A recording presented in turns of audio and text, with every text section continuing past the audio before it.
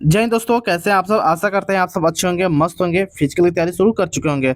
आज हम बात करेंगे यूपी सिपाही भर्ती परीक्षा 2026 के रिगार्डिंग।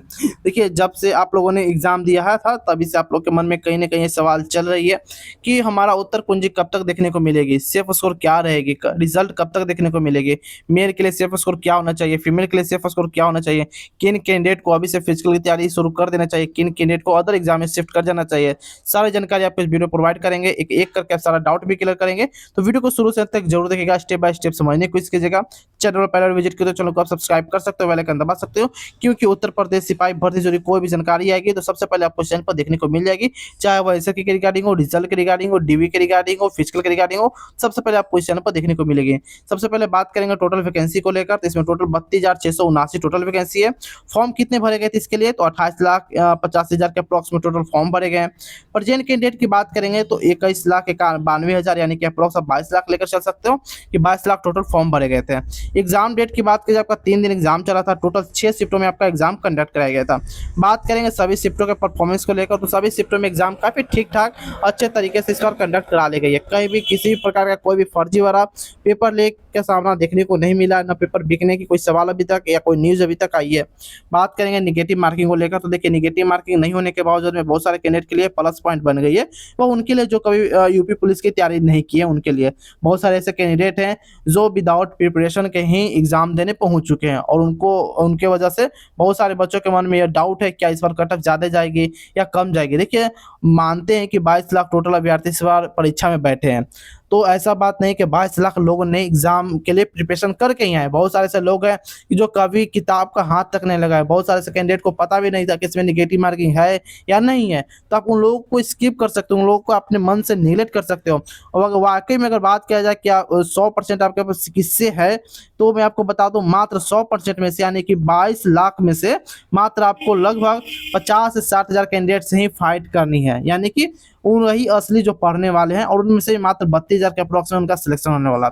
आप अप्रोक्स राउंड फिगर में 1 लाख लेकर चल सकते हो कि हाँ 1 लाख लोग वाकई में पढ़ने वाले हैं, प्रिपरेशन किए हैं और फिजिकल की तैयारी कर भी रहे होंगे वो लोग, ठीक है, उनका एग्जाम अच्छा भी गया होगा। बाकी बहुत सारे लोग डर रहे हैं क्या क्या मैं करूं या नहीं करूं, बहुत सारे लोगों ने एग्जाम दिया, क्या कट ऑफ रहने वाली रहेगी। देखिए, मानते हैं कि इस बार निगेटिव मार्किंग नहीं थी, निगेटिव मार्किंग नहीं होने के बावजूद में बहुत सारे लोगों ने जो सिली मिस्टेक, छोटी छोटी गलतियां की है, उनके कारण उनका रिजल्ट पेंडिंग हो सकती है या बहुत ज़्यादा मार्क्स में घटाव भी देखने को मिल सकती है। पेंडिंग करने का मतलब है लोग registration number, date of birth वगैरह वगैरह जो भी डालना होता है बेसिक जानकारी, वो बहुत सारे लोगों ने गलत भी डाला है। जैसे कि हमारे फिर मैसेज आ रहा है कि मेरा यह गलत हो गया, 2 की जगह 8 लिखा गया, 1 की जगह 10 लिखा गया वगैरह, बहुत सारे लोगों ने गलती भी की है, ठीक है। तो आपको इस सभी को कंसिडर करते हुए आगे बढ़ना है, और कट ऑफ एनालिसिस सभी के ध्यान में रखते हुए करनी पड़ती है। ऐसा नहीं है कि जितने लोगों ने एग्जाम दिया उन्हीं के अनुसार पर कट ऑफ तैयार होते हैं, ठीक है। आंसर की बात किया जाए तो आसाम तक घोषित होने की पूरी पूरी संभावना है। आंसर की शाम को आपको देखने को मिल जाएगी, नहीं तो कल सुबह में आपको तुरंत देखने को मिल जाएगी, ठीक है। अगर किसी कारणवश टेक्निकल इश्यू के कारण अगर डिले हो जाता है, कुछ भी सर्वर प्रॉब्लम हो सकती है। आगे बात करेंगे ये आपको जो पोस्ट वाइज कितनी वैकेंसी निकाली गई थी, किस पोस्ट के लिए क्या कुछ देखने को मिली, आप यहाँ अच्छे से देख सकते हो। जैसे कि सिविल पुलिस मेल फीमेल की बात किया जाए तो टोटल 10,669 वैकेंसी निकाली गई थी। पीएससी आर्म्ड फोर्स की बात करेंगे तो 15,131 टोटल वैकेंसी निकाली गई थी। वहीं बात करेंगे स्पेशल फोर्स को लेकर, तो इसमें मेल के लिए 1341 और कांस्टेबल बटालियन की बात करेंगे जो फीमेल कैंडिडेट के लिए सिर्फ थी, उसमें 2282 टोटल वैकेंसी निकाली गई थी। आई होप यार आपको समझ में आ चुका होगा। बात करेंगे पुलिस हॉर्स राइडर जो कि सिर्फ मेल कैंडिडेट के लिए, इसमें टोटल 71 वैकेंसी निकाली गई थी। जेल वार्डन मेल फीमेल के लिए आपको 32,079 और 106 टोटल वैकेंसी फीमेल के लिए निकाली गई थी। आई होप यह डाटा आप सभी को समझ में आ चुका होगा। फिर भी कोई डाउट बचे तो कमेंट सेक्शन के माध्यम से पूछ सकते हो, लेकिन आपको कमेंट करने से पहले सबसे पहले आपको हाइप बटन प्रेस करना होगा, तभी आप कमेंट कर पाओगे। सबसे पहले आपको हाइप बटन प्रेस करके आपको कमेंट करना होगा, अदरवाइज आप कमेंट नहीं कर पाओगे। अब बात करते हैं एग्जाम हाइलाइट्स को लेकर। देखिए, इसमें टोटल 150 क्वेश्चन पूछे गए थे जो कि 300 नंबर के होते हैं। मार्किंग स्कीम की बात किया जाए तो एक क्वेश्चन के लिए आपको 2 नंबर दिए जाते हैं और इसमें निगेटिव मार्किंग नहीं है। परीक्षा की अवधि की बात करेंगे तो 2 घंटे का आपको समय मिला था एग्जाम देने के लिए, ठीक है। आगे बात करते हैं जो बेसिक जानकारी है आप सभी को पता होनी चाहिए। शिफ्ट वाइज अगर डिफिकल्टी लेवल की बात करेंगे तो 8 जून की पहली शिफ्ट आपका मॉडरेट एंड सेकंड शिफ्ट आपका इजी टू मॉडरेट बताई जा रही है। 9 जून की बात करेंगे तो 9 जून की पहली शिफ्ट आपका मॉडरेट टू हार्ड रही है, और वहीं सेकंड शिफ्ट आपका मॉडरेट देखने को मिली है। 10 जून की बात करेंगे तो 10 जून की पहले शिफ्ट आपका हार्ड और सेकंड शिफ्ट शिफ्ट की अगर हम बात करेंगे तो इजी टू मॉडरेट बताई जा रही है। यह जो जानकारी मिली हुई है यह आंसर के आने के पहले का जानकारी है, आप सभी को मैं बता दूं।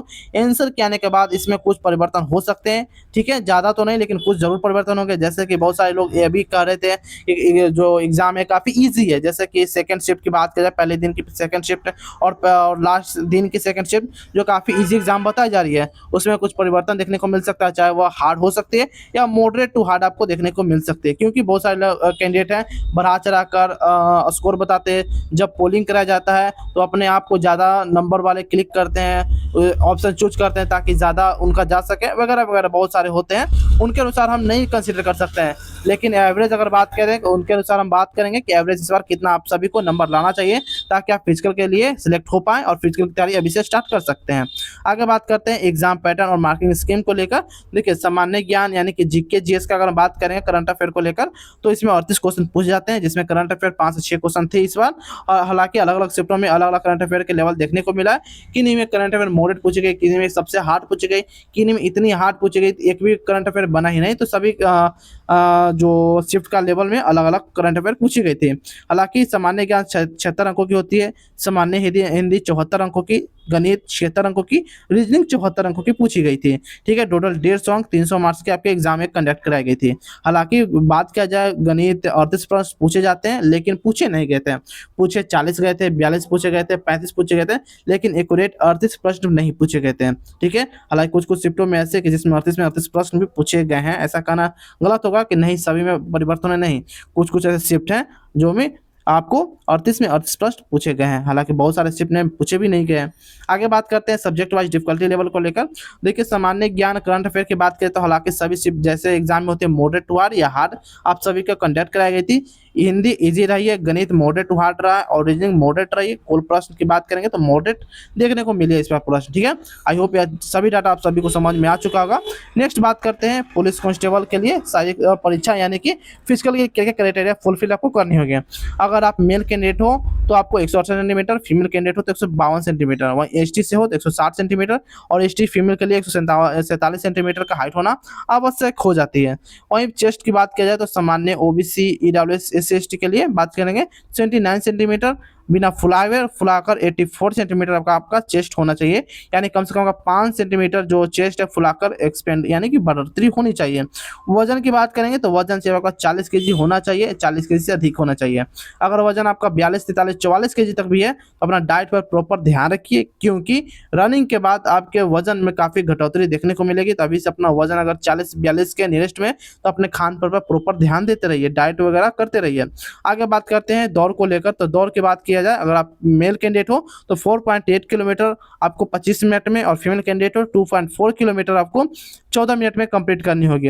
अब यहाँ पर एक सवाल आती है कि फिजिकल कितने कैंडिडेट सिलेक्ट किए जाते हैं। फिजिकल के लिए टोटल आपको 3 गुना कैंडिडेट सिलेक्ट किए जाते हैं, यानी कि 98,037 लोग इस बार सिलेक्ट होंगे, चयनित होंगे फिजिकल टेस्ट के लिए, ठीक है।